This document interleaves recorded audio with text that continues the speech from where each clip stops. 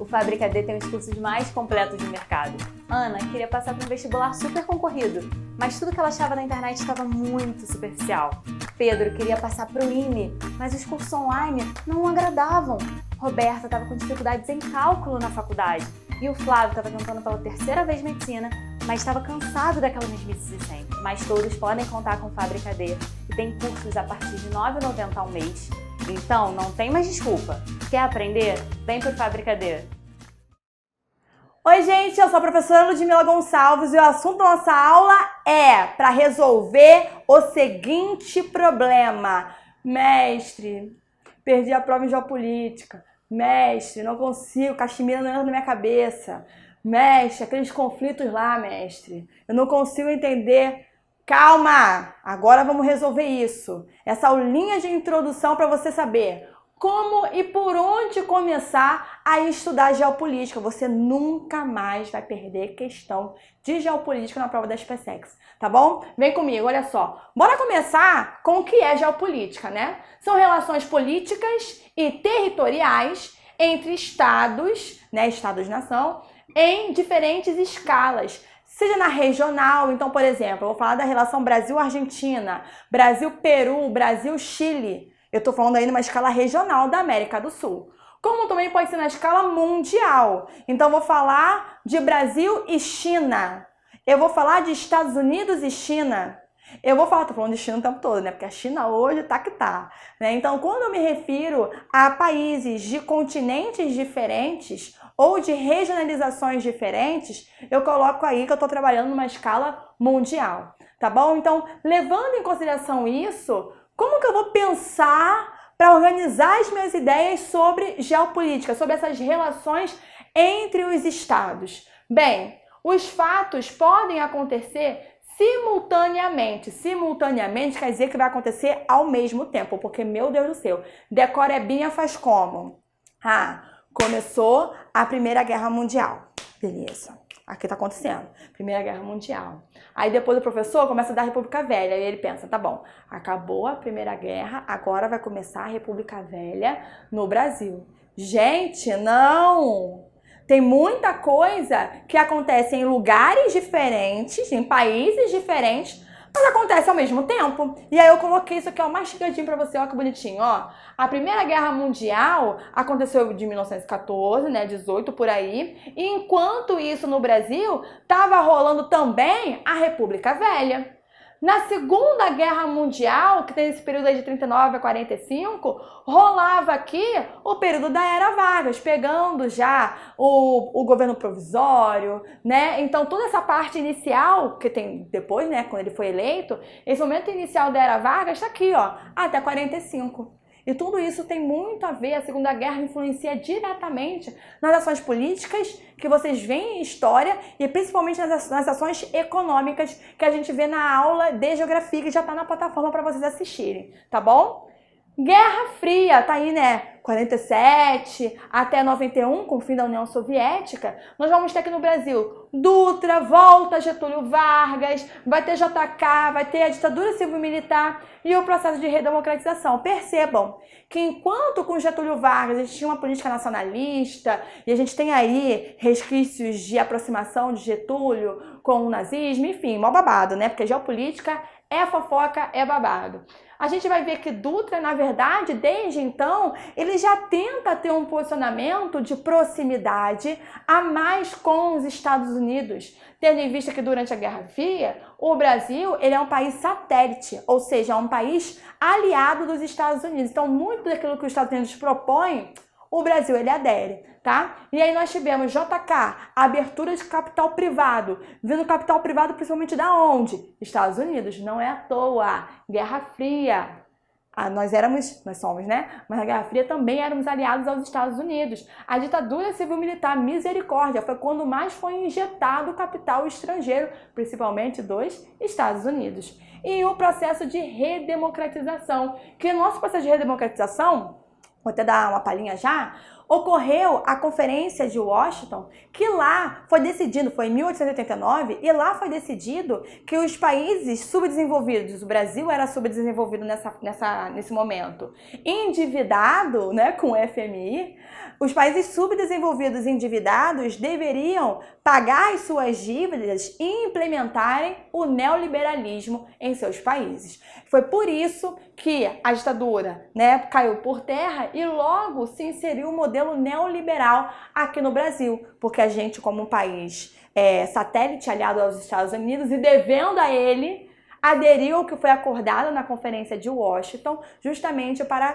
ter um governo neoliberal, e é o modelo de governo que nós temos até hoje, o modelo ideológico, tá bom? Bem, atenção à conjuntura. Estrutura é a base, conjuntura é como tudo está se organizando naquele momento.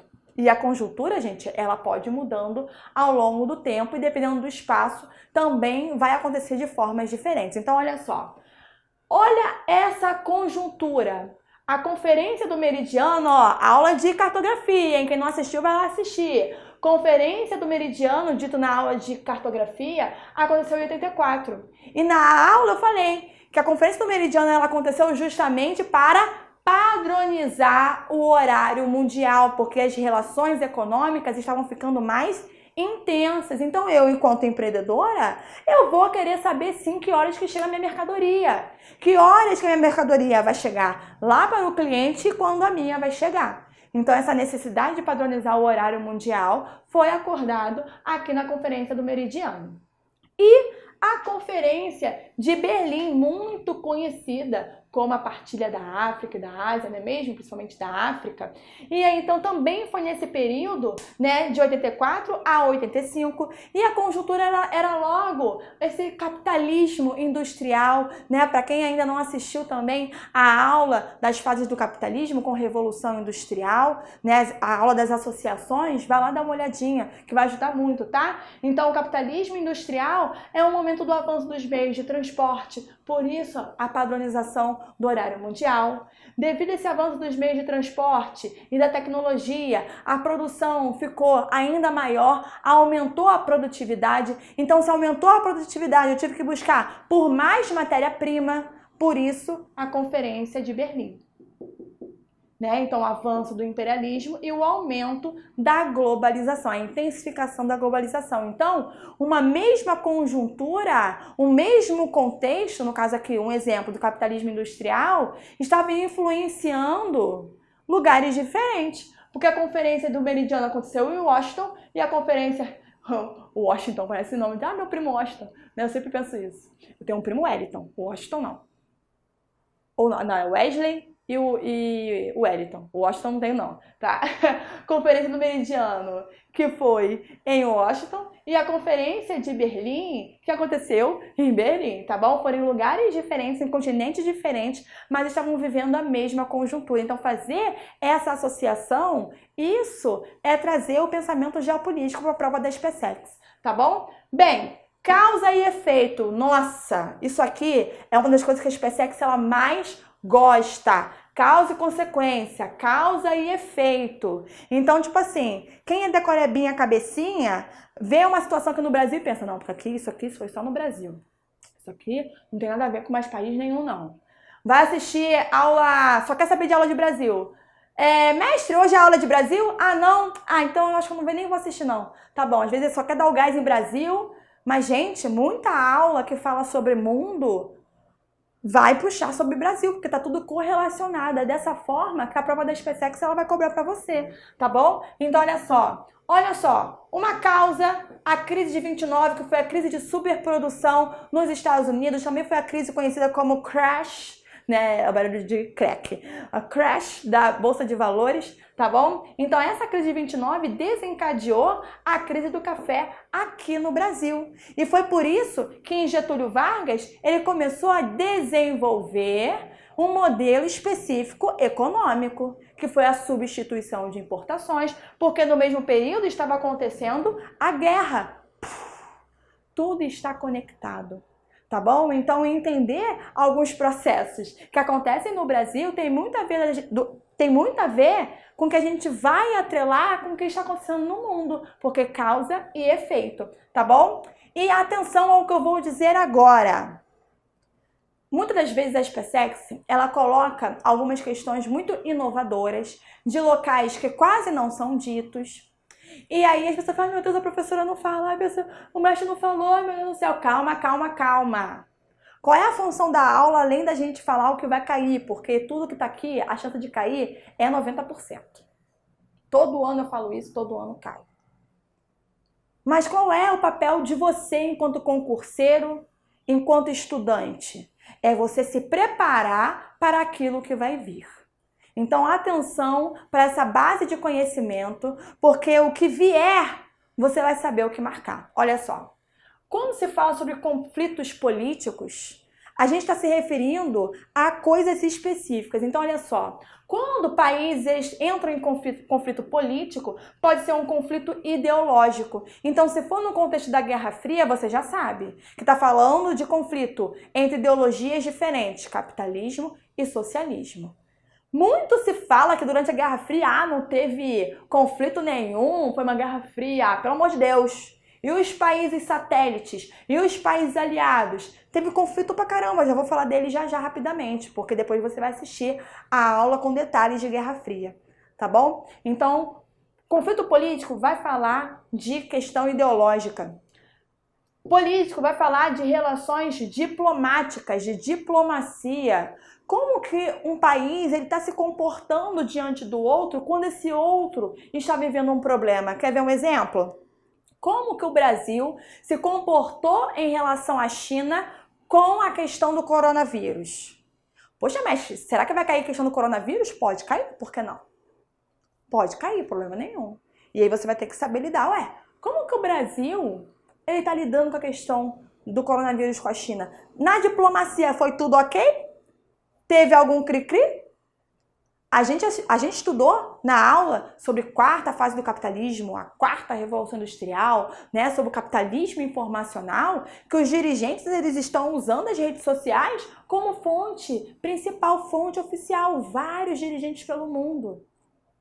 E a Austrália, ela sofreu alguns tipos de retaliações porque foi comentado teve um comentário xenofóbico em relação à China e a China prontamente impediu com que australianos conseguissem entrar na China, dificultou. Então, nem tudo que se posta é bobeira não. Está sendo considerado aí sim como uma fonte oficial de dirigentes políticos, chefes de Estado, tá bom?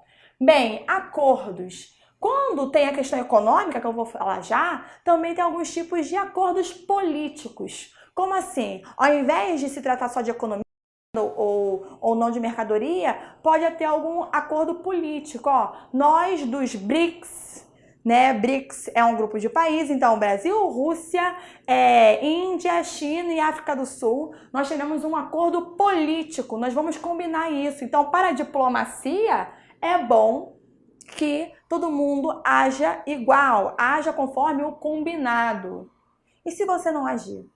Isso aí vai ter tensão nos acordos, tá bom? Então, sobre política, é muito disso que pode acontecer. Então, isso vai estar no gabarito. No gabarito vai estar falando de acordo, no gabarito vai falar de relações diplomáticas, no gabarito vai falar sobre tensões ideológicas. Dessa forma, é essa palavrinha que vai aparecer. Tá bom? Bem, descendo aqui para econômicos, motivos econômicos para conflitos geopolíticos, blocos econômicos. Você vai depois daqui, clica na aula de bloco econômico e abraça essa aula. A chance de cair blocos econômicos é muito grande na SpaceX. Tá? Já abraça o Mercosul, abraça a União Europeia, abraça o NAFTA e vai. Tá? Então, questões de bloco econômico vai cair. Acordos bilaterais, por exemplo, recentemente o Mercosul fechou um acordo bilateral com a União Europeia. O que é um acordo bilateral? Um acordo entre dois lateral lados. Então, são acordos diretos que podem ser entre dois países, né, ou entre dois blocos. O Brasil está inserido, né, nessa relação, no acordo bilateral, né, de livre mercado com a União Europeia. É um livre mercado, mas com algumas pequenas limitações. E aí na aula de Mercosul você assista também para você entender melhor sobre essas questões, tá bom? Bem, também em relação econômica, também terá acordos bilaterais. E esse aqui, né, ó, fonte de energia. Tem gente que assim, decorebinha, já pensa. Oriente Médio, petróleo. Oriente Médio, petróleo, petróleo, petróleo, petróleo. Sim, sim. Mas é só isso? Não. Se você esquecer, você vai errar na prova. Porque não é só isso. Quando chegar em física eu vou falar para você, tá bom? Fonte de energia, isso vai influenciar diretamente. Saber quais são os países que estão se destacando cada vez mais. Quem são os maiores produtores de petróleo. E aí já temos aula aqui também de fontes de energia.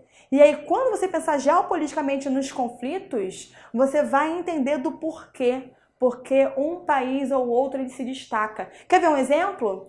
Ah, mas tinham as 7 irmãs, as chamadas 7 irmãs, que eram as grandes empresas exploradoras de petróleo, que elas se destacavam por serem dos Estados Unidos e de países europeus.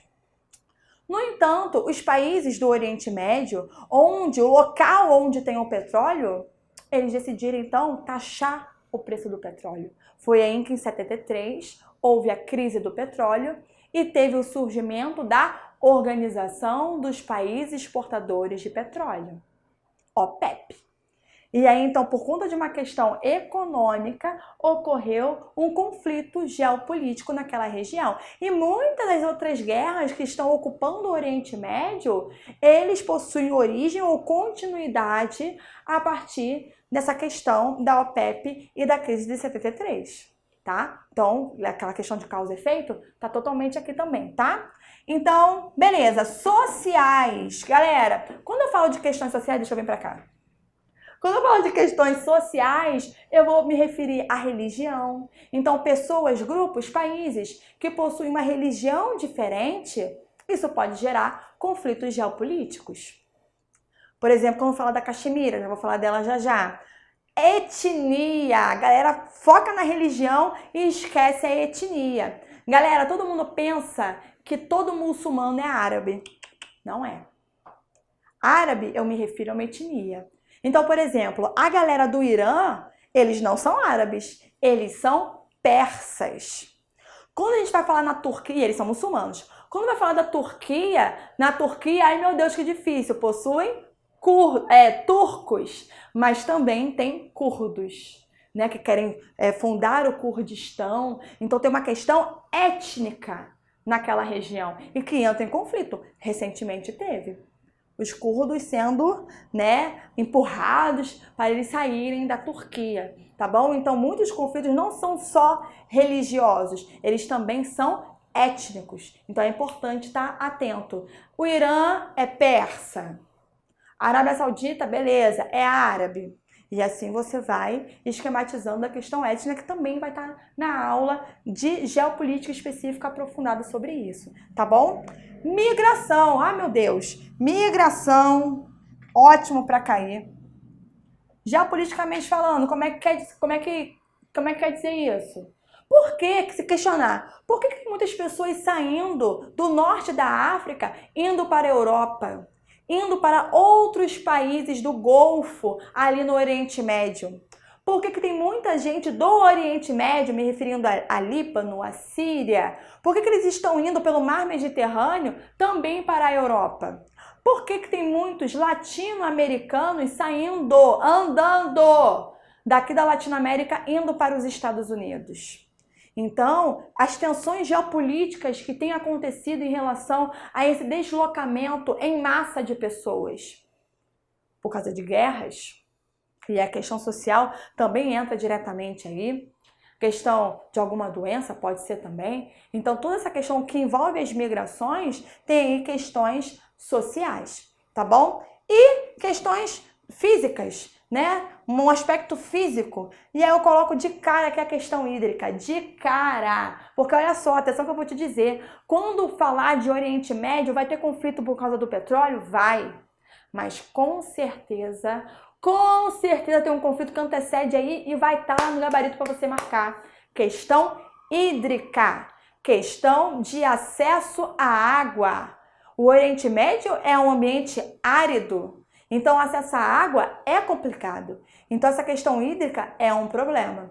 E sempre vai ser uma questão também para disputas geopolíticas, tá bom? Fenômenos naturais. Então, quando já fala dos impactos das monções asiáticas, por exemplo, quando vai falar de tsunami, quando vai falar de terremoto, como que isso pode trazer algum tipo de conflito entre países, né, pedindo ajuda para a reconstrução, e aí um país ele não ajuda, e aí já entra também num problema político, de diplomacia. Então uma coisa acaba se relacionando à outra. Então, quando diz respeito a motivos para conflitos, você pode ter certeza que um desses aqui vai ser o gabarito para você marcar como verdadeiro, né, naquelas questões da SpaceX, para você achar seu gabarito, tá bom? Vamos ver na prática, então, como que esses motivos, eles vão entrar nos principais conflitos que podem cair e já caíram na SpaceX? Então, olha aqui. Caxemira. Vai ver a aula de Caxemira e vai abraçar essa aula também, tá bom? Vai abraçar essa aula. E aí, questão da Caxemira, vai associar diretamente a quais países? Índia, Paquistão e China. E aí você precisa saber o mapa da Ásia. Porque a pessoa, às vezes, olha isso aqui, Índia, Paquistão, beleza. Agora, a China, a pessoa pensa aqui, Índia, Paquistão, China, tá lá do outro lado. Não, gente, faz fronteira. Tá bom? Faz fronteira. E a questão da Caxemira ali pega os territórios da Índia, da China e do Paquistão. Eu botei o ano de 47 aqui porque diz respeito à independência da Índia e do Paquistão. Mestre, a senhora tá me dizendo que a Índia ficou independente em 47? Meu biso estava vivo. Minha avó estava viva, sei lá. É recente. Então, olha só, muitos processos de autonomia, de descolonização, são um dos principais conflitos até hoje de guerras civis nesses lugares. Então, se hoje tem conflito na Caxemira, é por conta dessa causa que foi o processo de descolonização, que foi feita de qualquer jeito, e aí então os conflitos eles continuam até hoje, tá bom? Lembrando que o conflito da Caxemira ela tem a ver com a questão religiosa entre muçulmanos e hindus, bem como também uma questão hídrica, já que a parte da Caxemira que pertence hoje à Índia tem a nascente de rios, tem nascentes de rios, e aí então é uma questão para estar disputando por essa área. Quem domina a água tem poder na região. Assista a aula de Caxemira, tá bom? Procura lá para você dar uma assistida. Israel é algo que vai cair também. E aí sempre quando eu falar de Israel, o que você vai ficar preocupado? O que você vai estudar sobre a formação do Estado de Israel, né, que aconteceu em 48? Como que a ONU influenciou nisso? Vai pesquisar sobre a Guerra dos 6 Dias e vai pesquisar também sobre Yom Kippur. Tem muitos mais conflitos dentro disso aqui, mas o principal é isso aqui, tá bom? O principal vai cair, vai estar no gabarito da prova, Yom Kippur. E você vai ter que saber o que foi esse conflito. Como é que você vai saber? Assistindo a aula que já tem sobre a formação do Estado de Israel, tá? Coreia. A aula da Coreia, ó, sobre as Coreias, Coreia do Norte, Coreia do Sul, né? Essa guerra das Coreias que aconteceu aqui de 50 a 53, ela se deu por quê? Gente, uma fofoca danada. O Japão tava lá, os coreanos não curtiram, botaram os japoneses para correr. Depois disso, devido à Conferência de Potsdam, acabou ocorrendo em 45, através do Paralelo 38, assim que se diz, né? Paralelo 38, dividiu-se Coreia do Norte como a parte socialista, a Coreia do Sul como a parte capitalista. Que contexto que eu tô falando? Qual é a conjuntura? Guerra Fria.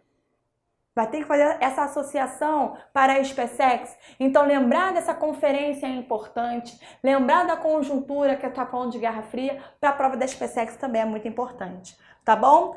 Afeganistão. Opa! Afeganistão vai falar de quê? Em dois momentos, a primeira guerra do Afeganistão e a segunda guerra do Afeganistão. A primeira diz respeito também ao contexto da Guerra Fria, né, que a União Soviética estava lá ocupando, e aí os Estados Unidos entrou no Afeganistão para treinar afegãos, e depois ele quis dominar o Afeganistão, os afegãos não permitiram, e aí se revoltaram e formaram grupos terroristas chamados Al-Qaeda e Talibã, por exemplo, né? Então tudo isso diz respeito à primeira guerra do Afeganistão. Então o contexto aí da Guerra Fria. E em 2001, agora, anos 2000, é engraçado, né, estudar sobre coisa que a gente estava vivo, né? Então olha só, anos 2000, agora a guerra do Afeganistão. Inclusive, gente, essa guerra ela continua até os dias de hoje, tá bom? Para buscar os líderes da Al-Qaeda, os líderes do Talibã, né? A busca por Osama Bin Laden, que até agora tá nessa busca aí. Ah, achou o corpo dele, toda hora acha que achou. Tá igual o Michael Jackson, ninguém acredita que morreu, tá por aí andando, né? Então, tem essa questão até os dias de hoje no Afeganistão, tá? Vietnã, a questão do Vietnã, né, de 59 a 75, também está dentro da conjuntura da Guerra Fria. E aí houve a Conferência de Genebra em 54 para definir a independência do Vietnã. No entanto, o Vietnã estava tomado por socialistas e aí os capitalistas não queriam deixar barato, tendo em vista que o Vietnã ele tem uma proximidade aí com a China. Então tudo, é o jogo de war.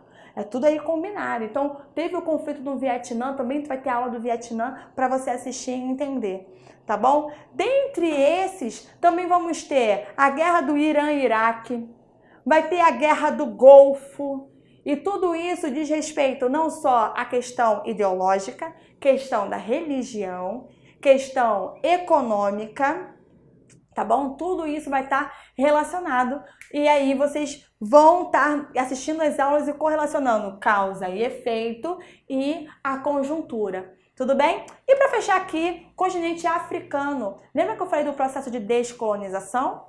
1975, descolonização da Angola. Moçambique, descolonização em 77. E as guerras civis que vêm ocorrendo e ocorreram principalmente nos anos 2000 com mais força, olha só que recente, né? Deixando milhares de mortos. Tudo isso também em decorrência do processo de descolonização.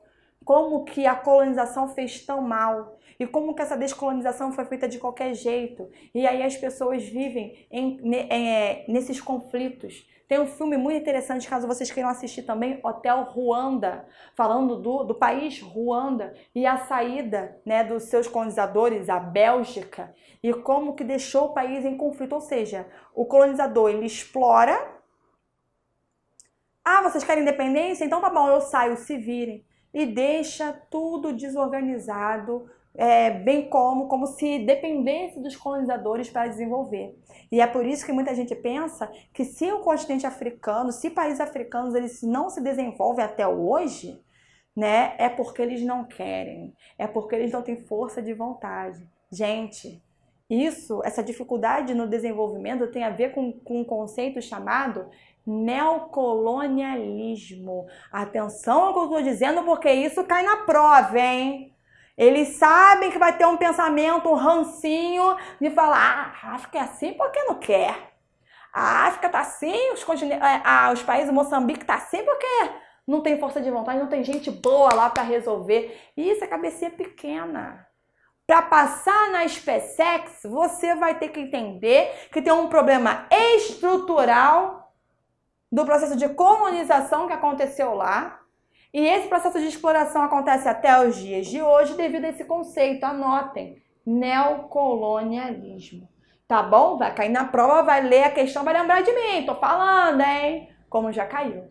Tá bom, gente? Então, olha só, todo esse quadro aqui é um grande panorama para você organizar por onde você vai começar, como você vai começar a estudar geopolítica, que é um assunto que sempre cai na SpaceX e cada vez tem caído mais. Tá bom, gente? Olha só, eu espero que vocês tenham entendido e até a próxima. Tchau, tchau!